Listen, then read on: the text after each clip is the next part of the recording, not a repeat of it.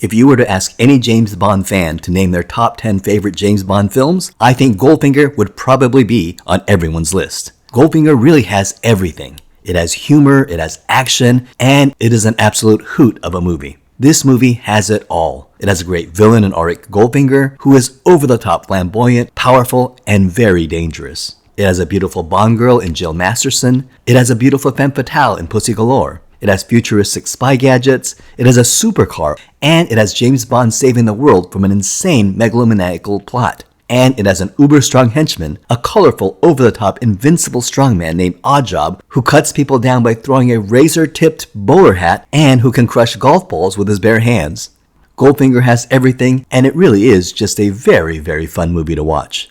After the success of From Russia with Love, a sequel was absolutely guaranteed. Initially, the sequel to From Russia with Love was going to be on Her Majesty's Secret Service, and Richard Maibaum even began working on the screenplay. However, the court case between Kevin McClory and Ian Fleming over Thunderball had just reached the High Court, which made it complicated to use characters like Blofeld and the organization of Spectre. To avoid any legal hassles, Saltzman and Broccoli chose Goldfinger, which had the benefit of being completely unrelated to Blofeld or Spectre.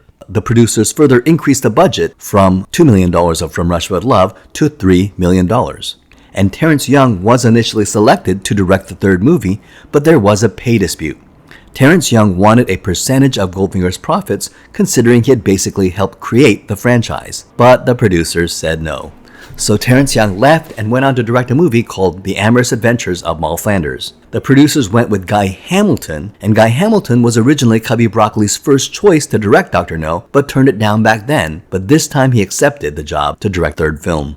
Hamilton's first mission was to create a worthy villain. He felt that Bond needed to be less of a Superman and to be more vulnerable, and he felt that by creating a more powerful and threatening villain would be exactly what the franchise needed. And he was right. Screenwriter Richard Maibaum, who co-wrote Dr. No and From Russia with Love, was hired to adapt Ian Fleming's novel Goldfinger into the third movie. For the most part, Richard Maibaum kept the general plot of Fleming's book. However, in the book, 𝐼𝐸 Goldfinger's plan was to steal the gold in Fort Knox, and after the release of the book, fans and critics criticized the novel because it had a huge flaw in the story, that it would take Goldfinger over 2 weeks to steal the gold in Fort Knox, not just in a few-hour heist. Richard Maibaum had the idea that Goldfinger would not steal the gold, but rather irradiate the gold with a dirty bomb, thereby making his gold more valuable. And in one brilliant stroke, Richard Maibaum fixed a huge plot hole in Ian Fleming's novel. However, when he turned in the script, the producers worried that the script was too American and didn't have that distinct British feel they wanted in a Bond film. They hired screenwriter Paul Dane to help add that British element back into the Bond script. Paul Dane would later go on to write the screenplays for The Planet of the Apes and Murder on the Orient Express. Interestingly, Connery did not like Paul Dane's script, so Richard Maibaum was brought back to give it a third draft. So this script is a partnership between Richard Maibaum and Paul Dane. And one of the things Paul Dane suggested was a pre-credit action sequence, but unlike the pre-credit action sequence in the last film, which was related to the plot of the movie, this pre-credit action sequence would be its own sequence, completely separate from the rest of the film. Guy Hamilton and Richard Maibaum loved the idea of a short action sequence, which was essentially nonsense to the overall plot, but would set the tone for the rest of the movie in terms of humor, action, and fun. An appetizer for the rest of the movie. And this idea of an unrelated pre-credit action sequence will be a James Bond movie trope from here on out. In the novel Goldfinger, the book starts out with James Bond at a Miami airport and remembering his recent killing of a Latin American drug lord. So in an homage to the book, we actually see that mission in the pre-credit action sequence. So we start the film with James Bond invading the fortress, wearing a duck on his head, and it is so awesome. We're thrown immediately into the action, and the James Bond movie starts, he knocks out a guard, he sets charges to explode in the villain's lair, and afterwards he unzips his scuba gear, and he's wearing a flawless tuxedo. It's cool, it's fun, it's funny, and it tells us exactly what kind of movie we're in for. He goes to seduce a woman, but it's a double cross, and he's attacked by a heavy. But then he lets the girl get hit on the head, and then he throws the heavy into a bathtub and electrocutes him. And then dryly adds, "Shocking." And then he looks at the woman again who betrayed him and says, "Positively shocking." And here we get one of the first official James Bond one-liners, which will also become a huge James Bond trope. After his mission in Latin America, Bond heads to Miami, where he meets up with Felix Leiter. And Jack Lord, who played Felix Leiter in Dr. No, was asked to play Felix Leiter again, but he turned it down. And he was replaced by a different actor, a professional character actor named Sek Linder. And this would begin the tradition of having different actors play Felix Leiter in every movie. And in fact, only 2 actors, David Hedison and Jeffrey Wright, has played Felix Leiter in more than one movie. David Hedison played Felix in Live and Let Die and again in License to Kill. Jeffrey Wright is the only actor to play him in 2 back-to-back movies, Casino Royale and Quantum of Solace, and again in No Time to Die. Bond observes a gold dealer named Arik Goldfinger and learns that he cheats in gin rummy. He seduces Goldfinger's employee Jill Masterson and forces Goldfinger to lose the game. Bond and Masterson have a fun evening, but they are unaware that danger lurks in the form of Oddjob. And this scene where 𝐼𝐨𝐫𝐿 𝐸𝐸 strikes Connery with a karate chop to the neck, 𝐸𝐸𝐸 actually hit Connery for real. So when you see the pain look on Connery's face, that's not acting. He is really in pain. When Bond awakens, he discovers that Jill is killed and covered in gold paint. And this will become one of the most iconic images of 1964 in all of pop culture. Actress Shirley Eaton even graced the cover of Life magazine on November 19, 1964, painted in gold paint. Now, let me just ask you, is it medically safe for a person to be covered entirely in paint? Most people would say no, you would suffocate. She died of skin suffocation. It's been known to happen to cabaret dancers. It's all right so long as you leave a small bare patch at the base of the spine to allow the skin to breathe. And apparently, Ian Fleming just made this up, or really believed in this for some reason, because there have been no instances of cabaret dancers actually having medical problems because of painting themselves, nor surviving because they left a patch of skin on their spine. And there is some belief that this may have been common medical knowledge at the time, that skin suffocation could occur, but now we know that covering the body with paint is relatively safe and may cause mild elevation in blood pressure, mostly due to panic and placebo effect, but there is no medical sequelae of covering the skin completely in paint, because there is no oxygen transfer that occurs in the skin. However, I totally believed it at the time, and only recently, many years later, did I discover that skin suffocation is not true. Incidentally, this urban legend was explored in a March 7, 2003 episode of Mythbusters, where the myth was busted. In this movie, James Bond visits Q Branch and sees Q, Major Boothroyd, at work. And remember in the last movie, From Russia with Love, Major Boothroyd was very respectful to James Bond. And that's the way Desmond Llewellyn started to play him in this movie scene. During rehearsals, when James Bond entered the lab, Q stood up very respectfully. And director Guy Hamilton suggested that Q not stand up and not show any respect. And this shocked Desmond Llewellyn, who protested, "But he's James Bond. He's the top agent for Her Majesty's service. I'm just a scientist. I would absolutely show respect like everyone else." And Guy Hamilton said, "No, you don't like Bond. He annoys you because he doesn't show your equipment the respect it deserves. He's always bringing your equipment back broken or destroyed." And so Desmond Llewellyn played the scene as if he were annoyed by Bond, and this created the definite dynamic between the two that would resonate throughout the James Bond franchise for the next 15 more films. Another Bond staple is introduced here, and that is the super spy gadget car, the Aston Martin DB5.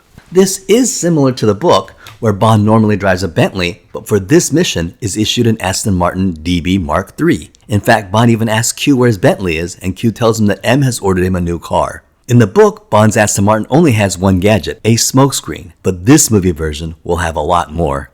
The car was designed by Ken Adam, who was a huge sports car fan, so he let his own imagination let loose and his fantasy go wild in designing this super spy car that will inspire all super spy cars. He chose an Aston Martin DB5 over the novel-accurate Aston Martin DB Mark III because the DB5 was the latest model. And they were even able to convince Aston Martin to make a product placement deal and give them a prototype. Ken Adam and engineer John Steers had so much fun building the supercar. And everyone on set began to suggest gadgets that should go into this car. And this car has all sorts of cool stuff. Director Guy Hamilton came up with the idea for switching license plates because a few years earlier he had received a bunch of parking tickets and fantasized about having a car with switching license plates so he could avoid paying parking fines. He got to make his fantasy somewhat come true with this car. This car has bulletproof glass. This car has a mechanism that sprays oil in case the car is being followed. This car has machine guns, which was created by air pressure guns, which gave the effect of machine guns. This car is also equipped with special spikes that come out and destroy the wheels of the car next to it, and was inspired by the movie Ben-Hur. However, in the actual model Aston Martin, it did not have the spikes. Such spikes were impossible to build, and therefore they were never installed on the model, and the effect was done afterwards in the studio. Interestingly, these were not the only gadgets that were installed in this car. While they weren't used in the movie, the car also had front and back overriders for jamming other vehicles. It had a weapons tray under the driver's seat. It had a thermos, which had a built-in hand grenade. The headlights would pop up and shoot out triple spike nail clusters for firing at enemies, and it also had a radio telephone inside the driver's door paneling. But finally, the piece de resistance of the entire car is the ejector seat, which was such a wild idea that it shocked audiences when they saw it. Now, this would have been impossible to build with the technology at the time. It was accomplished by pushing pneumatic air through the seat, which shot a lightweight human-sized doll into the air. The Aston Martin DB5 was extremely popular, not only with adult fans, but also with children, and a toy model of the Aston Martin DB5 by Corgi Toys became the biggest selling toy of 1964. Incidentally, the actual Aston Martin used in this movie was sold at auction in 2010 for the price of a whopping $4.1 million. Of course, we can't discuss Goldfinger without mentioning the song. The producers gave John Barry complete control over the music, and he ran with it. The song was sung by Shirley Bassey, and it was a complete hit. It was so popular and so successful that the producers would continue to try to repeat that pattern 2 more times by using her once again in Diamonds Are Forever and again in Moonraker. The song hit #1 and even displaced the Beatles as a #1 chart song. James Bond is sent to Switzerland to investigate Goldfinger, but first meets him at a golf course in England for a friendly golf match. And apparently Sean Connery had never golfed before, but while filming the scene, he developed a love of playing golf, and this would become a passion that he would have for the rest of his life. And here during this golf game, we learn that Goldfinger also cheats at golf. And when Bond humiliates him, Oddjob demonstrates what can happen to those who cross his boss. He decapitates a statue with a razor-rimmed bowler hat, and it's such an iconic supervillain moment, setting the pattern for future Bond henchmen that is, interestingly, rarely topped even to this day. And then we learn that Oddjob is so strong that he can crush golf balls with his bare hands. And apparently Sean Connery objected to the scene because it was so unbelievable. After all, no one could come close to crushing golf balls with their bare hands. However, Guy Hamilton convinced him that this scene was perfect and would create tension between Oddjob and Bond, making audiences wonder how James Bond would be able to eventually defeat this supervillain. Goldfinger and his henchman Oddjob are considered 2 of the greatest Bond villains of all time, and when we see them, we largely fear for Bond's life. For the main villain, Auric Goldfinger, the producers wanted Orson Welles, but Orson Welles' salary demands were way too high, so they went with German actor Gert Frobe, who was a prominent actor in Germany. Saltzman and Broccoli was impressed with Frobe's build and demeanor and his powerful presence on film. And when Eon asked Gert Frobe's agent if he could speak English, they insisted that he could, and so they hired him. But this was a lie. Frobe couldn't speak a word of English, and they tried coaching, but he just couldn't do it. So all of his dialogue was dubbed with an English actor named Michael Collins. So Gert Frobe had to phonetically mouth his dialogue in pantomime so that it could be dubbed over. But unfortunately, since the actor couldn't speak any English, he apparently had trouble mouthing the English, and so they had to continue to redo the scenes because he was not mouthing the words properly. An interesting thing happened when this film was released. Gert Frobe had joined the Nazi Party at age 16, but left the Nazi Party before World War II, but this information spread, and therefore this film was banned in Israel. However, a Jewish man named Mario Blumenow came forward and testified that during World War II, Gert Frobe had risked his life by hiding several Jewish people, including himself and his mother, hid them from the Nazis in his basement, and saved their lives. Frobe became an instant hero, and the ban in Israel was lifted, and Goldfinger became the #1 movie in Israel. Oddjob is played by Harold Sakata. Sakata was a 3rd-generation Japanese-American born in Hawaii.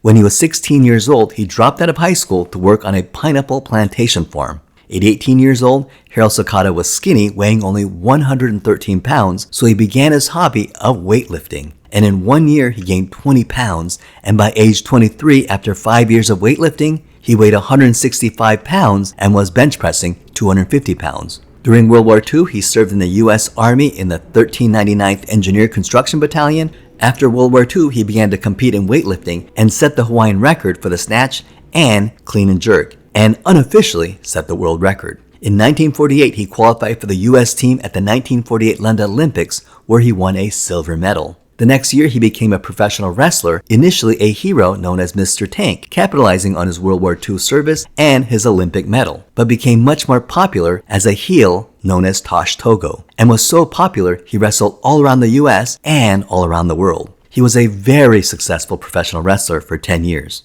Guy Hamilton saw 𝐼𝐸𝐿_𝐫𝐿 in a professional wrestling venue and considered him for the role of Oddjob, and he was fascinated by this weird way 𝐼𝐸𝐿_𝐫𝐿 moved and thought it might look great on film.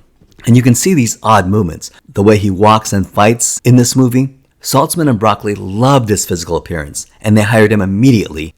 And Guy Hamilton apparently really liked 𝐼𝐸𝐿_𝐫𝐿 and considered him an absolute gentleman and said that he was very professional, and the two continued to be friends for decades after this film. And of course, Oddjob is now considered one of the most memorable villains in all of cinema. After portraying Oddjob in this movie, 𝐼𝐸𝐿_𝐫𝐿 became very popular, especially with children, and he continued to star in TV commercials for many years. James Bond follows Goldfinger and Oddjob to Goldfinger's estate, where he investigates Goldfinger's sinister plan, but he is captured. And this leads to another iconic image where James Bond is tied on a torture table, getting ready to be cut in half by a laser. And this was added for the film. It isn't in the book. In the book, Goldfinger threatens to cut James Bond with a buzzsaw. However, lasers were the new thing, and director Guy Hamilton wanted to put this new cutting-edge technology into this film, and even consulted two Harvard scientists to help design the accurate look and feel of the laser.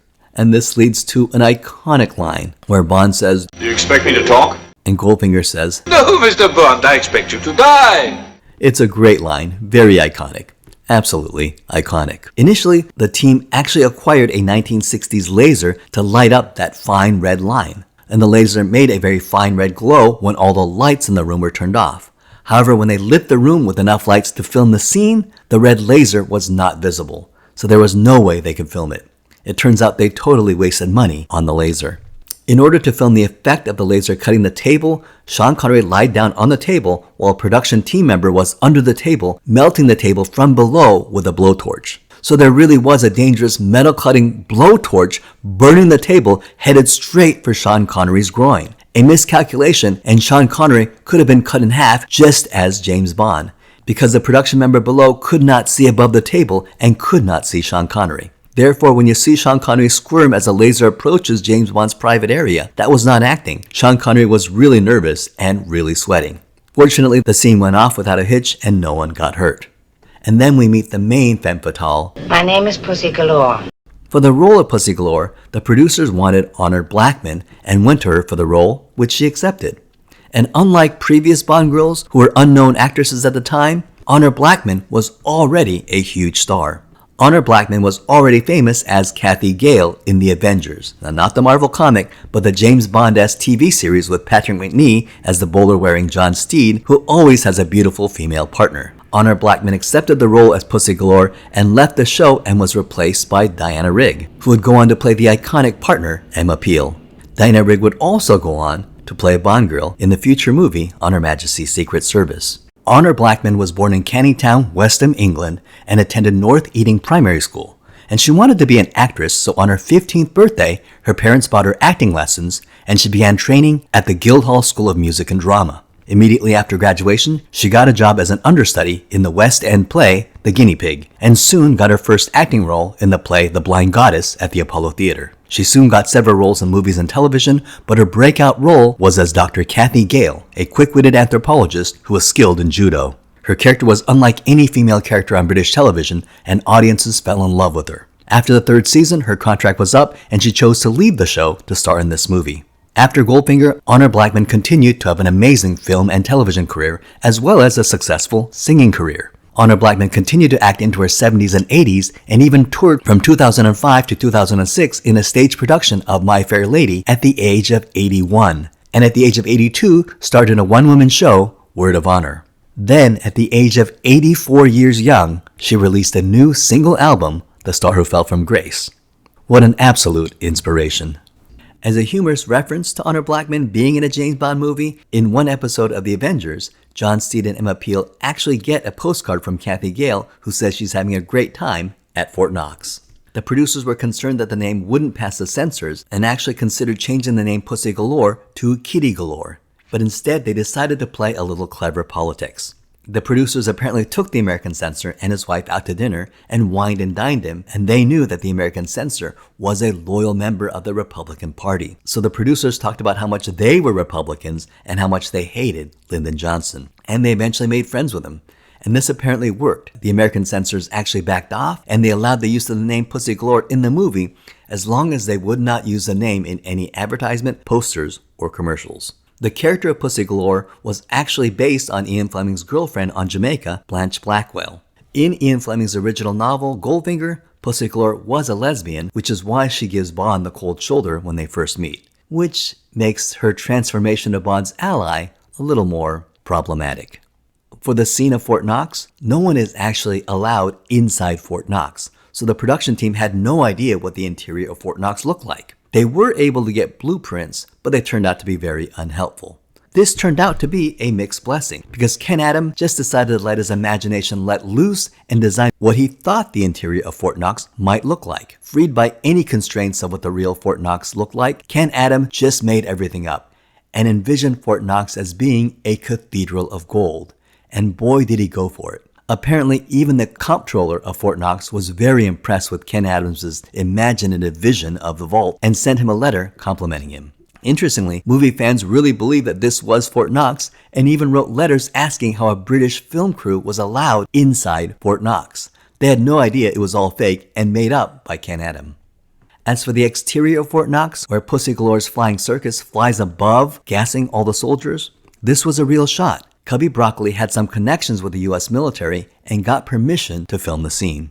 In the final showdown between James Bond and Oddjob, we have James Bond fighting an invincible foe, all to the counting clock of an atomic bomb. And we wonder how Bond is going to get out of this. But James Bond does find a way and electrocutes Oddjob. However, during this scene, 𝐼𝐸 did not let go because he didn't hear the director say cut and continued to hang on despite receiving quite a shock and burned his hand and arm. And James Bond is desperate to turn off the bomb. A specialist comes in and deactivates the bomb at the last second. And in the original script, the bomb was shut off with 3 seconds to go. However, they thought it would be funny if the bomb was deactivated with 007 seconds left. And that's exactly what they did. Unfortunately, James Bond's creator Ian Fleming died in the summer of 1964, 1 month before the release of Goldfinger. He was only 56 years old and died of a heart attack, likely connected to his heavy consumption of alcohol. Well, how did this movie do? This movie, made on a budget of $3 million, which was the combined budget of both Dr. No and From Russia with Love, went on to be a huge hit. This was both a box office and critical success. It actually made so much money in its original release that it actually entered the Guinness Book of World Records at the time for the fastest box office earnings.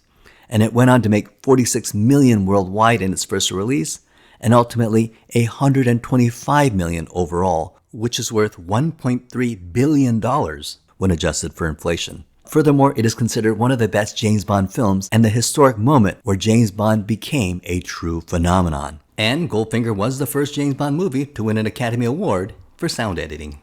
It also began a trend of super spy movies and cheap James Bond clones. Prior to the release of Goldfinger in 1964, there were only 1 or 2 espionage movies per year, but this movie is going to explode that trend of spy movies. And 2 years after the release of Goldfinger, in 1966, Hollywood released 22 espionage films. Goldfinger is rated 71 in the AFI 100 Greatest Films, and in Entertainment Weekly's ranking of all the James Bond films, Goldfinger was rated number 1. Also, elements of this film have been homaged and spoofed in hundreds of movies, including The Simpsons, Austin Powers. Remember, the third movie of Austin Powers is called Goldmember, and it is homaged in the opening sequence of True Lies. And so we see history being created here. This is just an excellent, excellent movie. And so, where do you go from here? After Goldfinger, Eon is going to go all out and create a super high budget movie with a budget of $7 million in the 4th James Bond film, Thunderball. And that ends this video on Goldfinger, and if you haven't done so already, you can help this channel by subscribing below. It only takes a second of your time and it's absolutely free, but it really helps me out. And I'd love to hear from you. Tell me what you thought of Goldfinger and tell me what your favorite James Bond movie is in the comments below. So that ends this video. Thank you so much for watching, and I hope you had a great time.